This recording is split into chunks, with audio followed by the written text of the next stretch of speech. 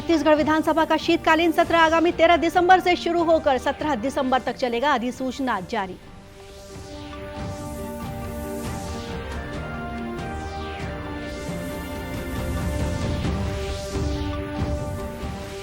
मुख्यमंत्री ने धान के अवैध परिवहन पर कड़ाई से रोक लगाने के निर्देश दिए। कहा, खरीदी में किसानों को न हो किसी तरह की कोई समस्या।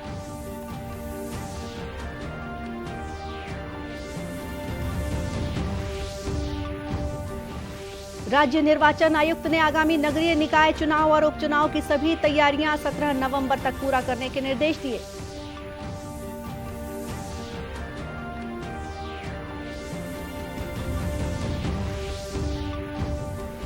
और रायपुर में भाजपा कार्य समिति की बैठक हुई। डी पुरंदेश्वरी ने राज्य सरकार से पेट्रोल और डीजल की कीमतों में कमी करने की मांग की।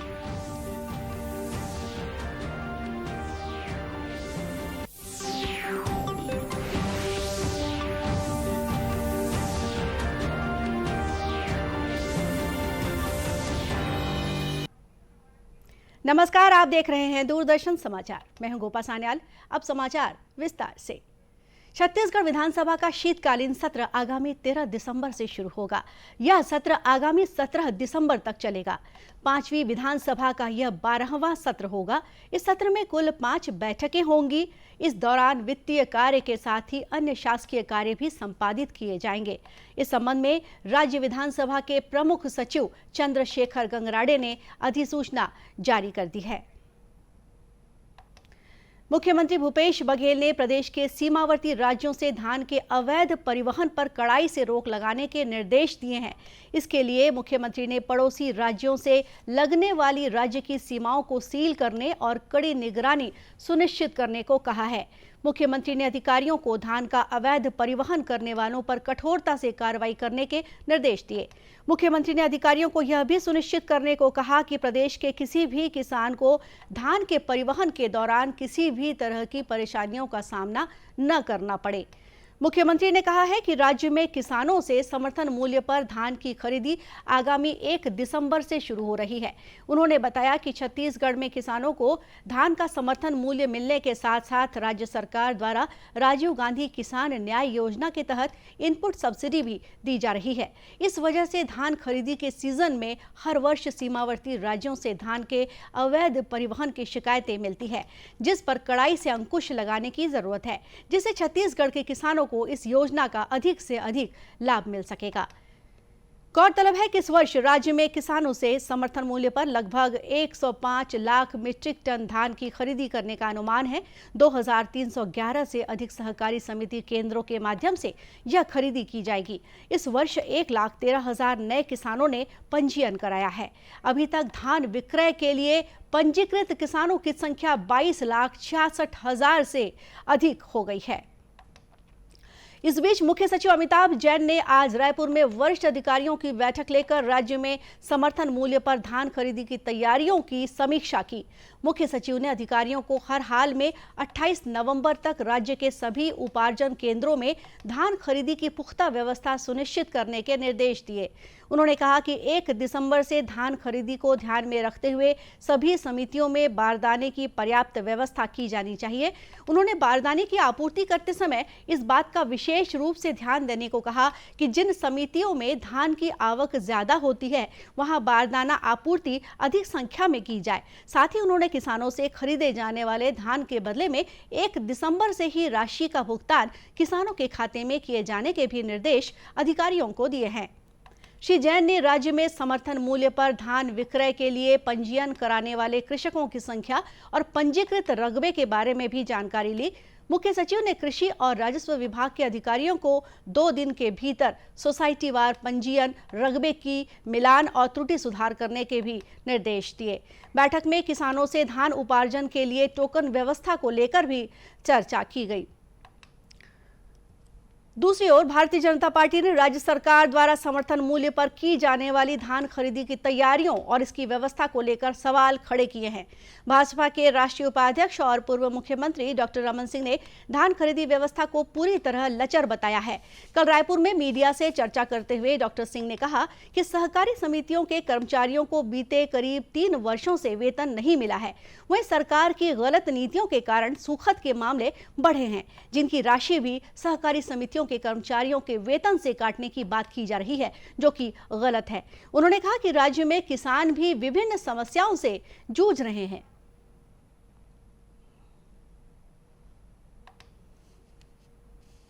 गवर्नमेंट का सिस्टम ही कोलैप्स हो जाएगा जब सहकारी समितियां धान नहीं खरीदेगी, आंदोलन पे चली गई।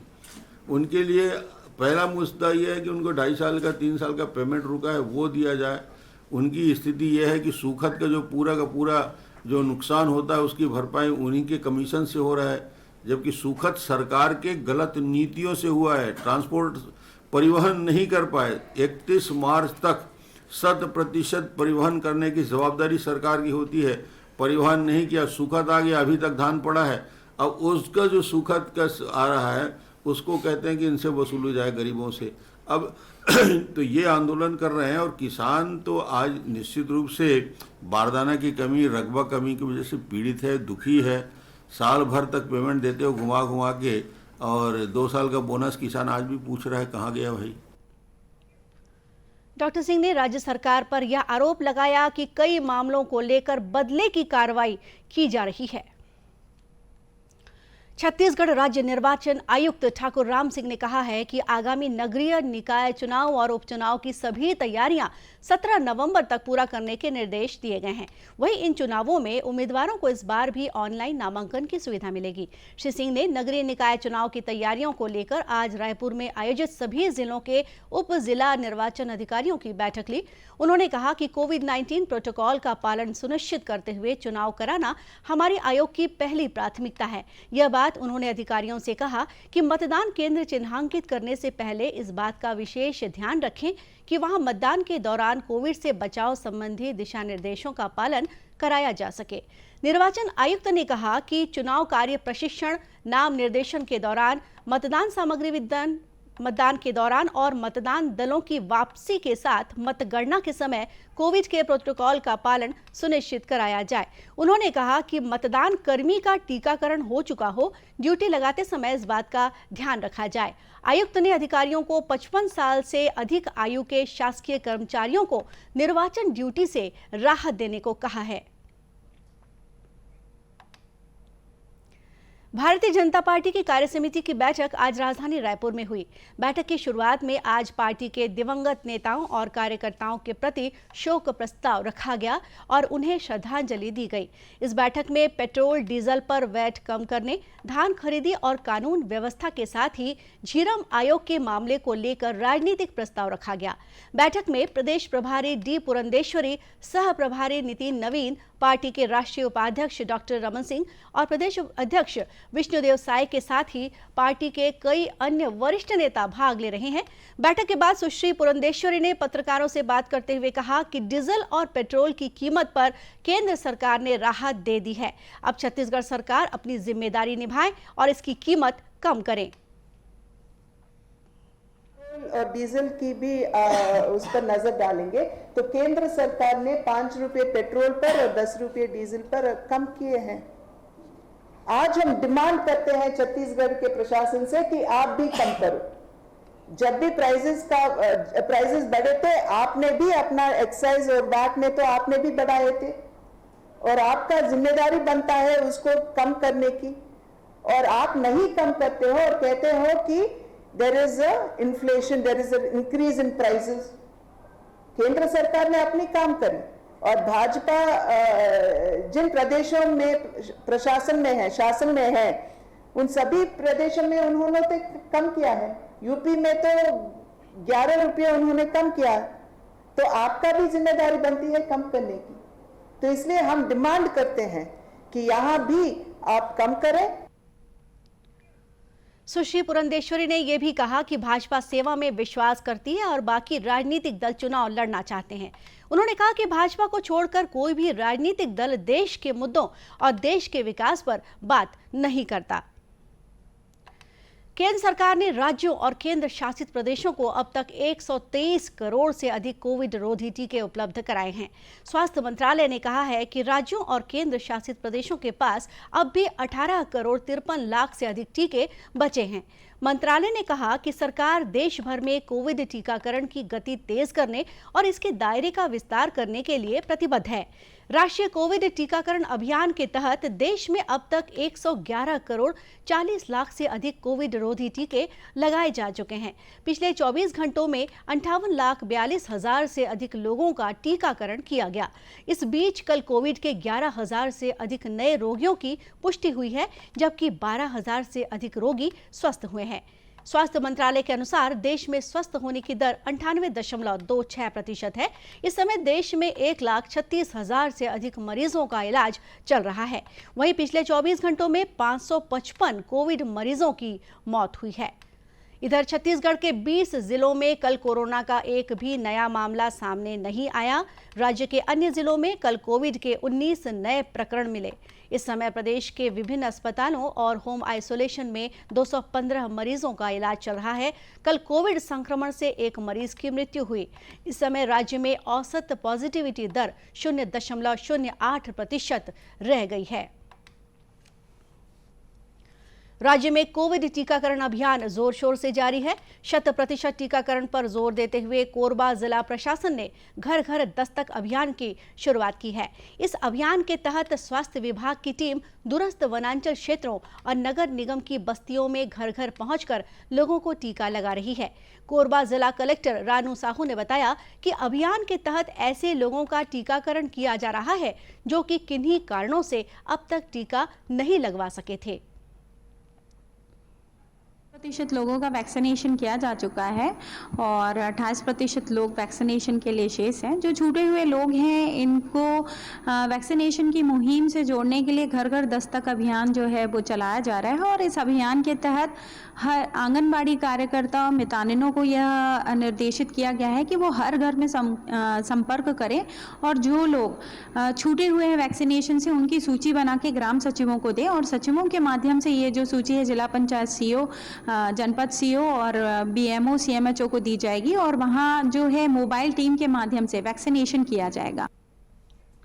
जिला प्रशासन के इस विशेष अभियान का लोग भी स्वागत कर रहे हैं। लोगों ने इस पहल के लिए जिला प्रशासन और सरकार का धन्यवाद किया। Door to door vaccination start हुआ है क्योंकि जो व्यक्ति हॉस्पिटल नहीं जा पाते हैं उनके लिए घर घर जाकर यह सुविधा दिया जा रहा है। सरकार की अच्छी पहल है कि घर घर जाके वैक्सीनेशन के लिए आदमी को बता रहे हैं और जागरूक कर रहे हैं और वैक्सीनेशन लगवा रहे हैं आदमी। इस बीच छत्तीसगढ़ में कोरोना से बचाव के लिए अब तक 2,41,92,000 से अधिक टीके लगाए जा चुके हैं। केंद्र सरकार के नागरिकता संशोधन कानून के जरिए अब छत्तीसगढ़ में सालों पहले पाकिस्तान से आकर रहने वाले नागरिकों को भारत की नागरिकता मिल रही है। दुर्ग के सिंधी कॉलोनी में रहने वाले 14 परिवारों को भारत की नागरिकता दी गई है। इन परिवारों को यहां आयोजित एक कार्यक्रम में नागरिकता प्रमाण पत्र का वितरण किया गया। ये परिवार कई दशक पूर्व पाकिस्तान के सिंध प्रांत से आकर दुर्ग में रह रहे थे। विदेशी नागरिक होने की वजह से इन परिवारों को अब वीजा की अवधि बढ़ाने के लिए हर बार केंद्र सरकार को आवेदन नहीं देना पड़ेगा। अब केंद्र सरकार द्वारा संशोधित कानून लाए जाने के बाद उन्हें भारत की नागरिकता मिल गई है। कार्यक्रम में सांसद विजय बघेल भी उपस्थित थे। उन्होंने कहा कि यह कानून विदेशों से सालों पहले आने वाले लोगों के लिए वरदान साबित हो रहा है।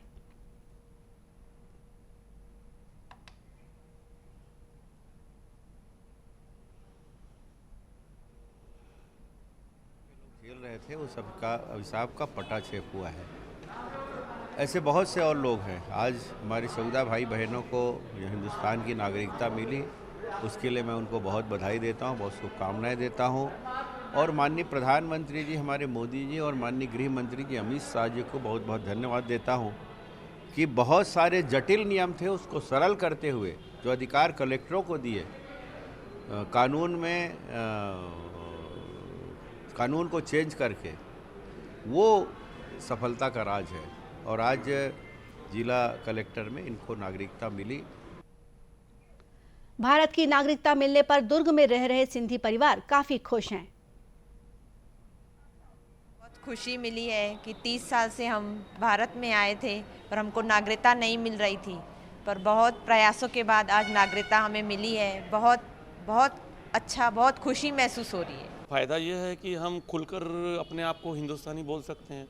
हम लग रहा है कि आज हमके जो भारतीय नागरिकता मिली है, उस नागरिकता को हमें अपने अंदर, शुरू से हम ये सोचते थे कि लोग हमको ये देखते थे कि ये वहाँ से आए हैं पाकिस्तान से, लेकिन अब हम भी अपने आप में बहुत गर्व महसूस करेंगे कि हम हैं हिंदुस्तानी। नागरिकता मिलने पर इन परिवारों ने प्रधानमंत्री नरेंद्र मोदी और गृह मंत्री अमित शाह के प्रति आभार व्यक्त किया। और इसी के साथ ही समाचार बुलेटिन यहीं समाप्त हुआ। नमस्कार।